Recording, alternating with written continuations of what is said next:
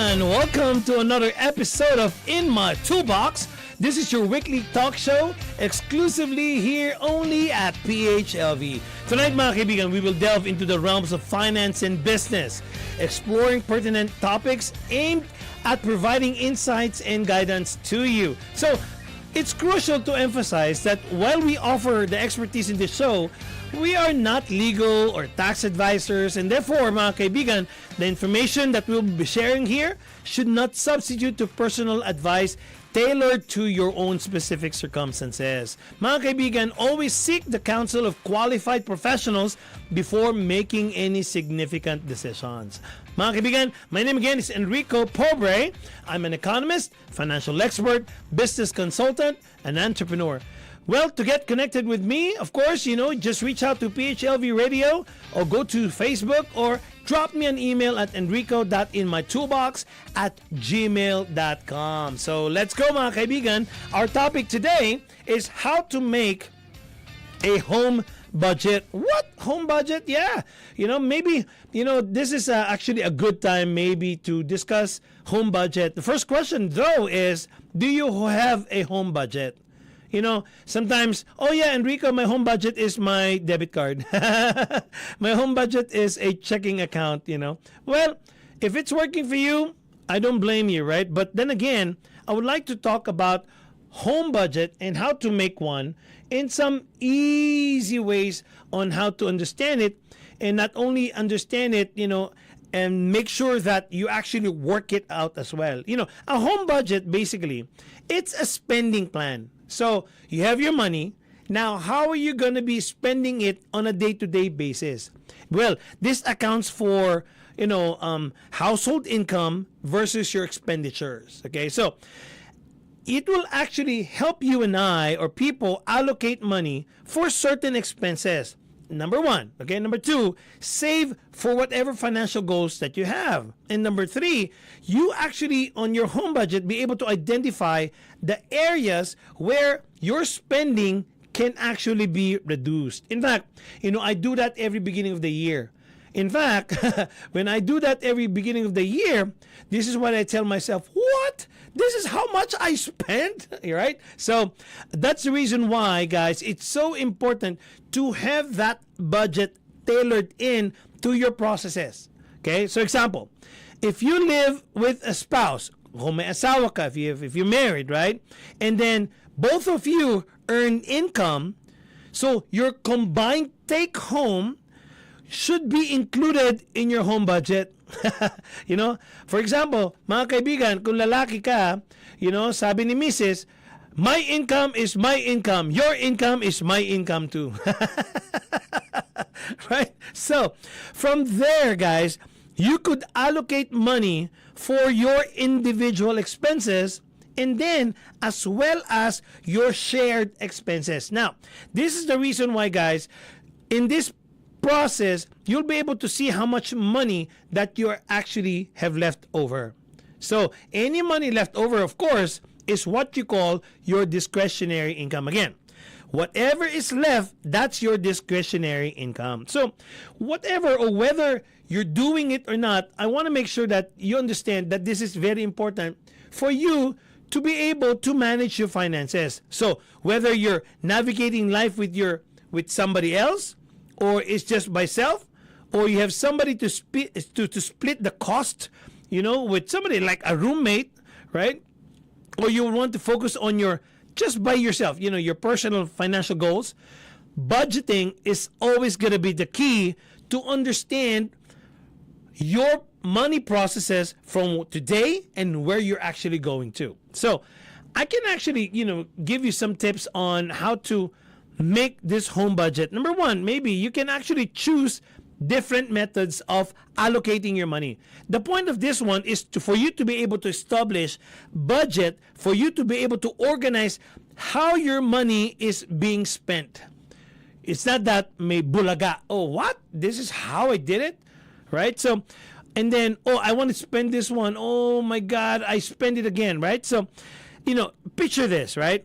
You had to have this income, and then how ideal it is to distribute it this income to your expenses. So, you're covering this necessary expenses, and at the same time, you're building your savings. So, how much of this money will be your discretionary income at the end of the day?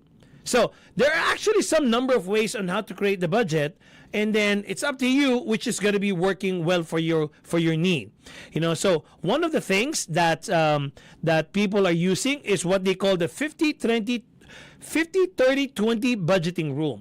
With this method, you would be able to allocate your household income into 3 sections, namely the 50%, the 30%, and the 20%. So the 50% is going to the need. The 30% is going to the want. And the 20% is going to go to the savings. So this is what you call your 50-30-20 rule. And this strategy is actually a very easy framework. It's very easy to follow, 50, 30, and 20. So if you have $1,000, right, 500 goes to your need.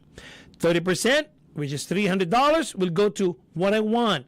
And 20% will go to your savings. So, well, this may not work to everybody, or especially those people, that has low income, or maybe even the high income, it may not work, of course, or those people who lived with a high cost of housing, this might not be able to work. But then again, for median people, this might be able to work, 50, 30, and 20.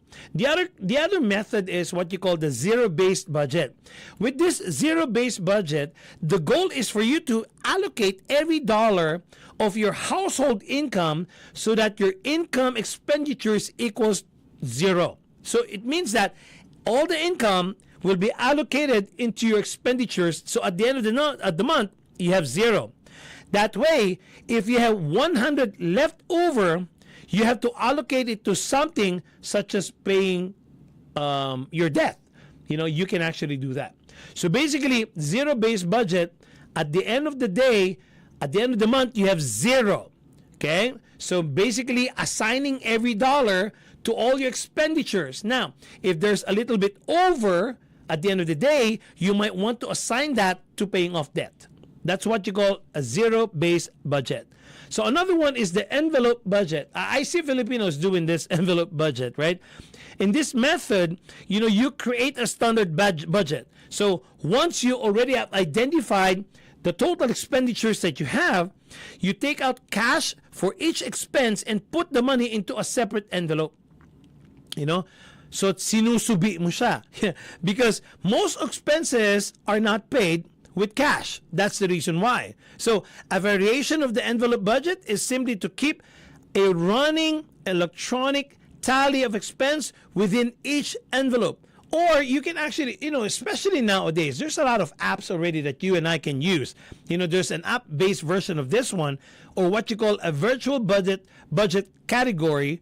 Maybe you can search like good budget app. You might want to see that, and that may be able to help you put this electronically, right? So the budget that you choose will ultimately depend on your financial priorities. What are your priorities, and what are your personal preferences? Well, some people personal preferences is to be negative a month. But what I'm trying to say here is, because you're creating such a budget, you have to take time to find out which is the right approach that will best work for you, especially the 3 methods that I gave you, the 50, 30, 20, the zero-based budget, and the envelope budget. So, and after all of these things, you actually look at it, which will work for you. You can actually tweak it a little bit that will actually fit your specific household needs.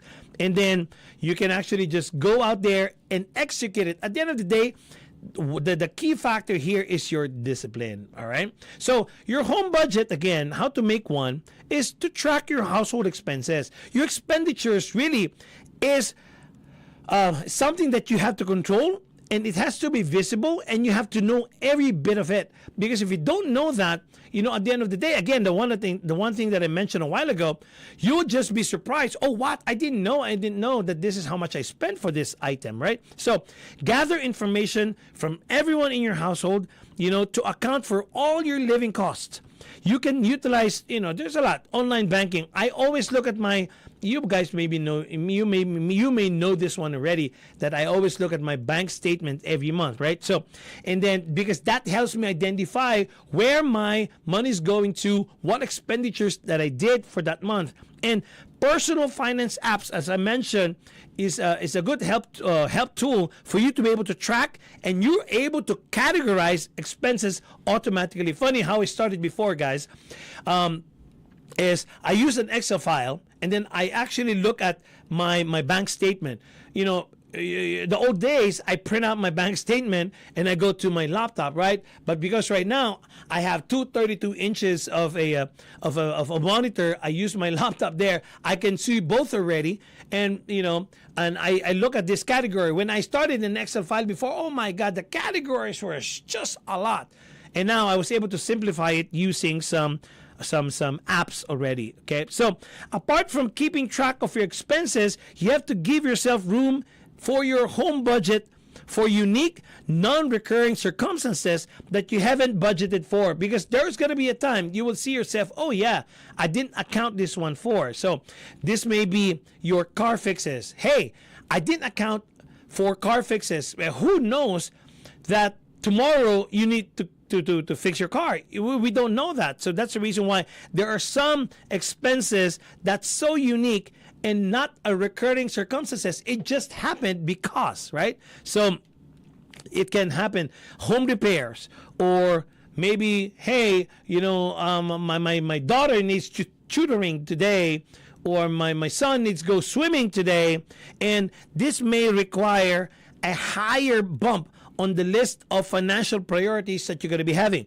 Depends on how much you need it and how fast you need it, right? So that's the reason why you have to consider sitting down with members of your household to discuss family expenditures. This is very important, mga kaibigan. This is something that maybe most of us does not do, that we include our children.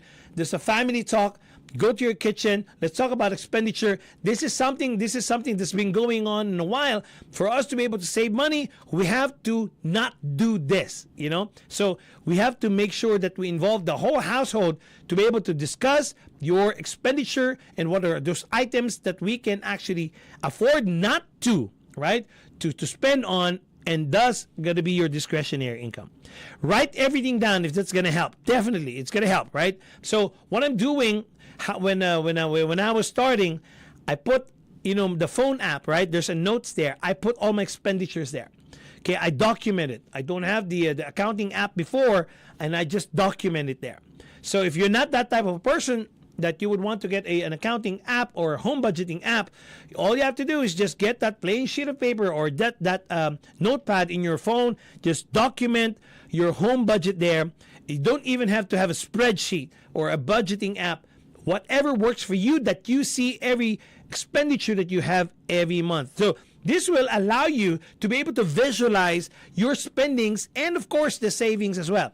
Usually you start with expenditures first. You just list everything. Me, I put the dates, of all these expenditures. Then if you're a little bit tech savvy, you might want to find a template online that can actually tailor your financial needs and put it to a practical application. So if you want to make your own, again, just like what I did, that's okay. You can use Google Sheets, you can use Excel file, or, well, the old way is the traditional way. Maybe just get a pen and paper and then a notebook, whatever works for you, that you could see visibly all your expenditures. So in the budget document app that I'm using, I also include a lot of details, such as the expense category, those line items that you're going to be putting in. I put gifts, I tailor fit it to exactly how I would want to see it. Then by this, you can spot immediately potential areas of where you're overspending or your opportunities that you could have saved money. Definitely, I'm telling you guys, you will be able to see that. For right now, if you're not doing that, you might be basing it only into memory. I'm telling you, memory is not going to be a very good app, for you to be able to monitor your home budgeting. That's not a good one. I'm telling you right now, especially when you get older, right? I'm not saying that, we don't have the capacity. It's just that that's just how it works. You will be more, up to date. You will be more rigid in attending to expenses if you actually write it down. Monitor and adjust your spending as you go. Because regular monitoring of your income, regular monitoring your spending, and then revisiting your budget strategy. Look at it. This is where I am. This is my budget strategy. This will actually help you meet your goal or make some adjustment along the way, because there's going to be some unexpected events and unexpected expenses, and there's going to be, well, it's normal. It's part of life.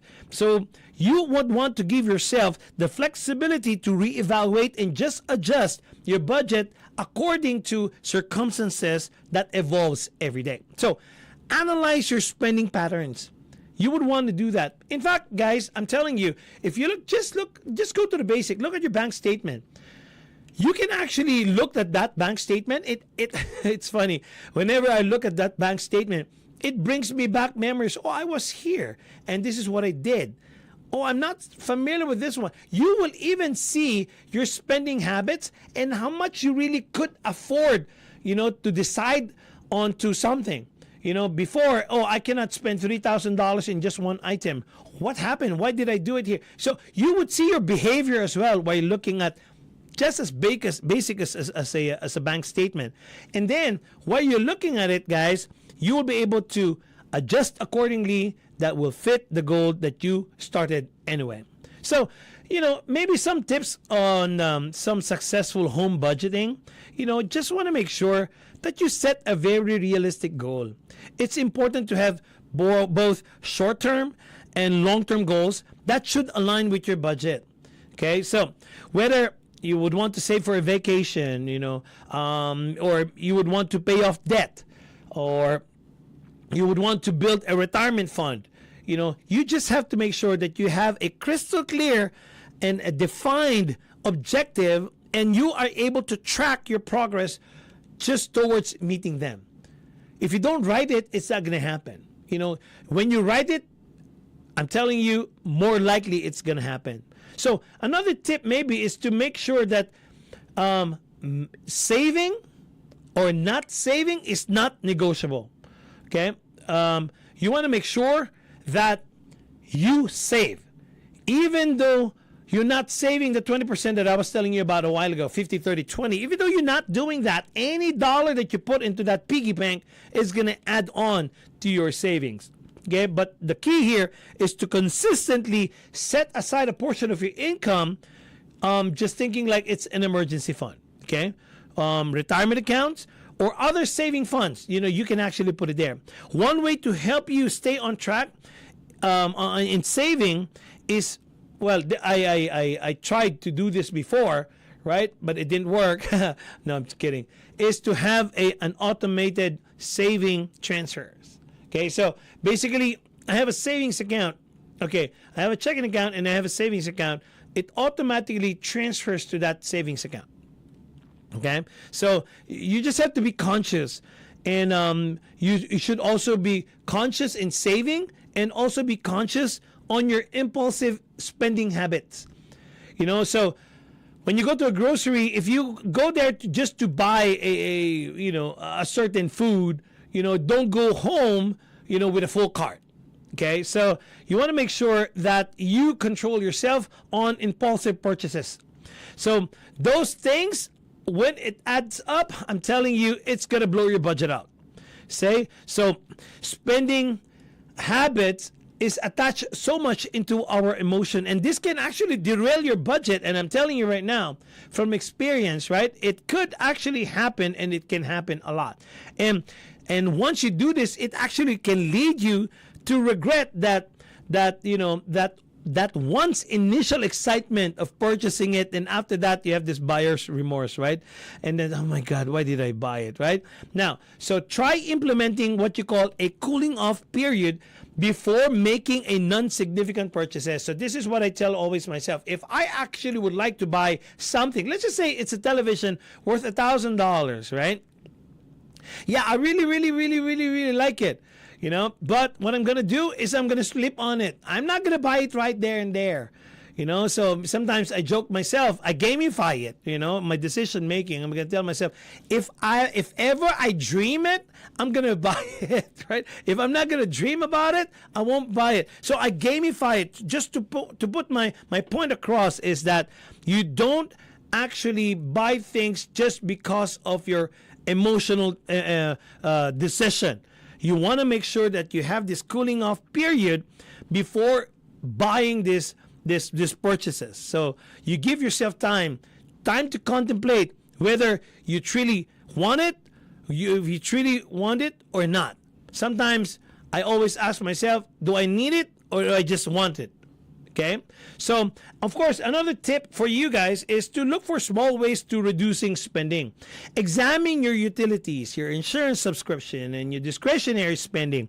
This will be able to, try to see this and where you might be overspending, and then consider negotiating better rates, switching on what do you call this, banks, which actually could give you better rates. This will actually make your money work for you more. And then, of course, limiting your energy. Another thing is limiting your energy in your household at home. How do you do that? These are just steps that you look for a way on how to lower your spending.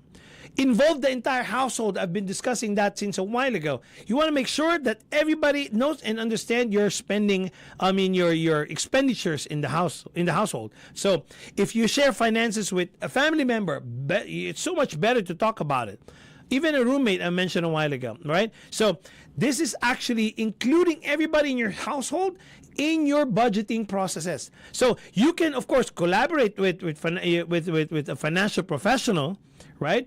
Or you can actually fix your financial goals, finding room for splitting expenses and encouraging one another that you guys need to save more. Bottom line, mga kaibigan, about what we're talking about today, how to make a home budget, is that, you create, and then once you create, you manage it, and then you implement this home budget. Because this is a very invaluable tool in organizing your finances.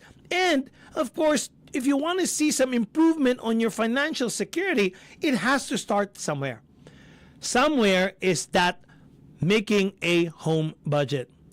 I mentioned to you a couple of things on some tips there. By following the steps that we outlined a while ago, you can ensure that, your bills are paid on time. Stress is going to be reduced. And then you have now a goal. You have now a purpose of achieving your financial goals. And remember, mga kaibigan, budgeting is an ongoing process. And, it requires regular monitoring and adjustment. Every now and then, there's an adjustment into your budget. Wow, mga kaibigan, this is actually a very short topic for today, right? But it is very important for all of us to understand that home budgeting is very necessary to reach our financial goals. Especially now, mga kaibigan, if you do not have one at this point. All right, mga kaibigan, again, this is actually a very short topic, how to make a home budget. Once again, my name is Enrico Pobre. You're listening to another episode of In My Toolbox. I'm signing off.